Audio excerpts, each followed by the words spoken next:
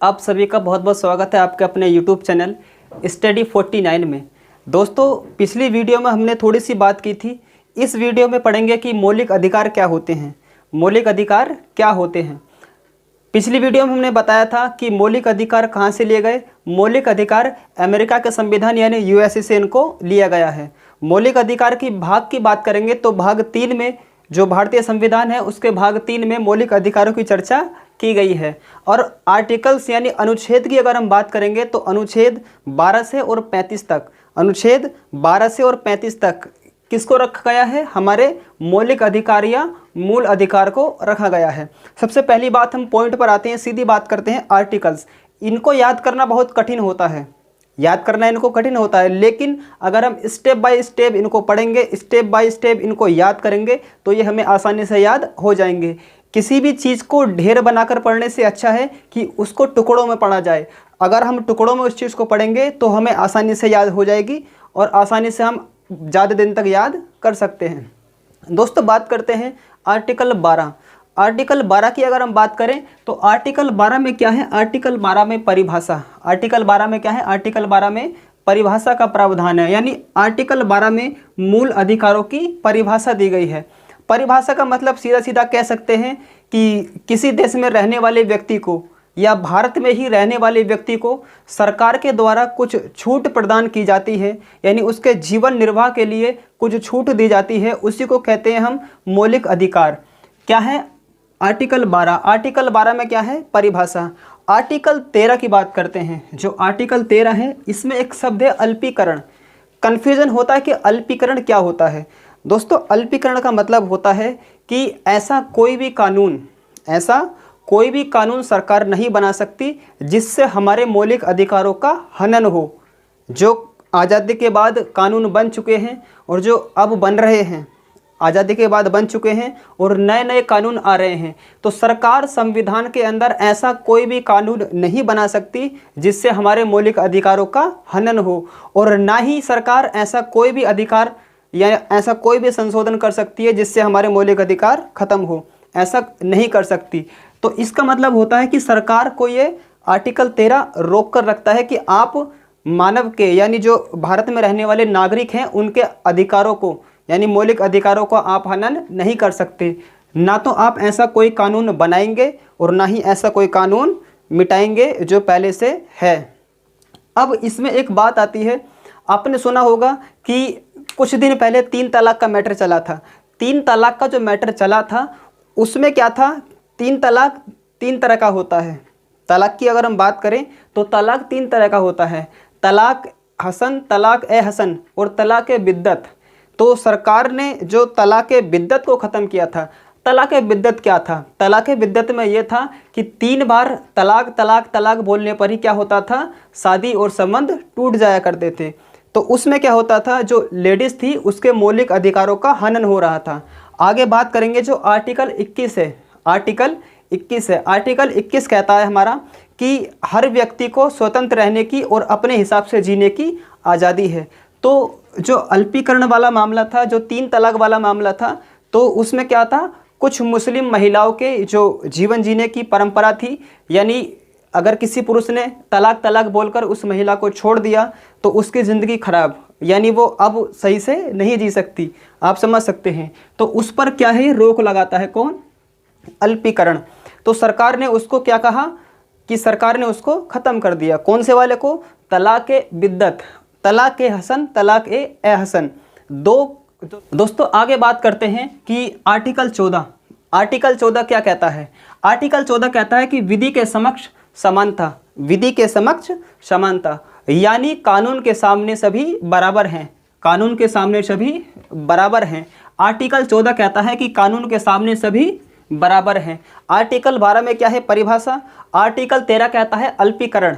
क्या कहता है आर्टिकल 13, अल्पीकरण। और आर्टिकल 14 कहता है कि विधि के समक्ष समानता और कानून का समान संरक्षण। इसका मतलब ये होता है कि कानून सभी के लिए बराबर है। आपने देखा होगा कहीं कोर्ट में और फिल्मों में दिखाया जाता है कि हाथ में तराजू लेकर और एक हाथ में तलवार लेकर एक हाथ में तराजू, एक हाथ में तलवार और आंखों पर जो एक पट्टी बंधी होती है, तो वो जो दर्शाता है वो आर्टिकल 14 को दर्शाता है। आर्टिकल 14 में कहा गया है कि विधि के समक्ष समानता, यानी कानून के सामने सभी समान हैं। कहाँ से लिया गया?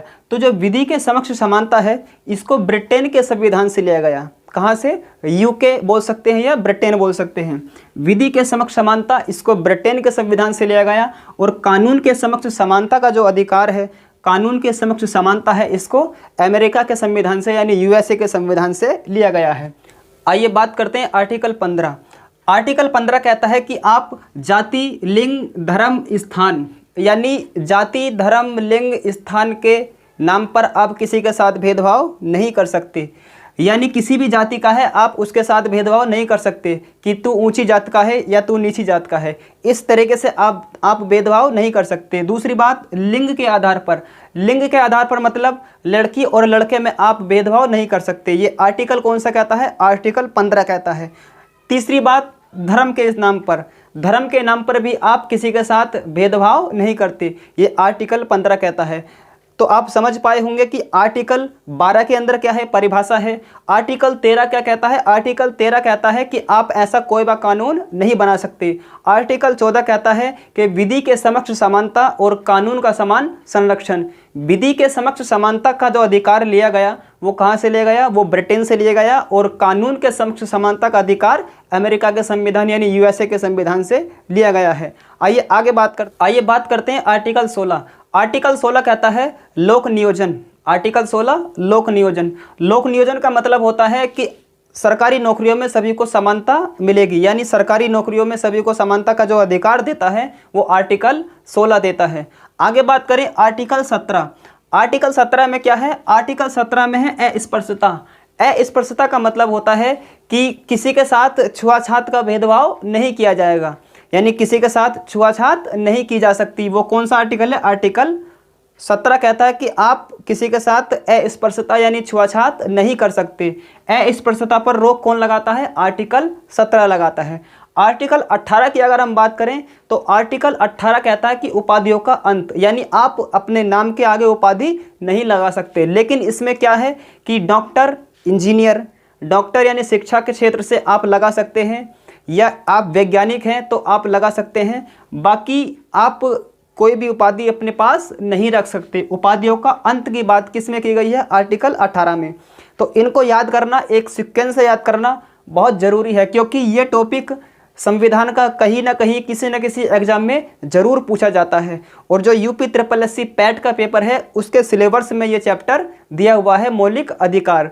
बात करते हैं शुरू से। आर्टिकल 12। आर्टिकल 12 कहता है कि केवल इसके अंदर परिभाषा है। आर्टिकल 12 परिभाषा। आर्टिकल 13 की बात करें तो इसके अंदर है अल्पीकरण। अल्पीकरण का मतलब होता है कि सरकार ऐसा कोई भी कानून नहीं बना सकती जिससे हमारे मौलिक अधिकारों का हनन हो। आर्टिकल 14 कहता है कि विधि के समक्ष समानता, विधि के समक्ष समानता और कानून का समान संरक्षण, यानी कानून के सामने सभी। आर्टिकल 15। आर्टिकल 15 कहता है कि जाति, लिंग, स्थान के नाम पर आप भेदभाव नहीं कर सकते। आर्टिकल 16 कहता है लोक नियोजन, यानी सरकारी नौकरियों में सभी को समानता। आर्टिकल 17 कहता है अस्पृश्यता, यानी छुआछूत का अंत।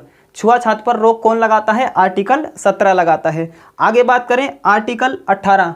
आर्टिकल 18 का मतलब होता है कि आप उपाधियां अपने पास नहीं रख सकते, यानी उपाधियों का अंत किस आर्टिकल में है? आर्टिकल 18 में। छोटी सी बात है कि जो ये आर्टिकल हैं, यानी 2 आर्टिकल की अगर हम बात करें, इनको छोड़ दें, एक में परिभाषा और एक में अल्पीकरण। शुरू कहाँ से हुआ? आर्टिकल 12 से। 12 में परिभाषा और 13 में अल्पीकरण। 14 से और 18 तक, 14 से और 18 तक हम बात करेंगे तो इसमें क्या होता है? ये होता है समानता का अधिकार। किसका अधिकार? समानता का अधिकार। समानता का अधिकार किसमें है? आर्टिकल 14 से और आर्टिकल 18 तक। आगे बात करते हैं कि जो समानता का अधिकार है वो इसके अंदर रखा गया है। किसके अंदर? समानता का अधिकार। कहाँ से कहाँ तक? 14 से और 18 तक। यानी इसके अंदर सभी को समान रखने की कोशिश की गई है। यानी इस आर्टिकलों में आर्टिकल 14, आर्टिकल 15, आर्टिकल 16 और आर्टिकल 17 और 18। 14, 15, 16, 17, 18, यानी इन आर्टिकलों में क्या है? समानता का अधिकार दिया गया है। तो सबसे पहले भाग में हमने बात करी कि समानता का अधिकार। समानता का अधिकार कहाँ से कहाँ तक है? आर्टिकल 14 से और आर्टिकल 18 तक। अब आगे हम बात करेंगे अगली वीडियो में कि स्वतंत्रता का अधिकार। स्वतंत्रता का अधिकार किस आर्टिकल में है और किस आर्टिकल से किस आर्टिकल तक है। धन्यवाद। अगर आपको वीडियो थोड़ी सी भी पसंद आई हो तो चैनल को सब्सक्राइब करें, लाइक करें और शेयर करना ना भूलें। जय हिंद।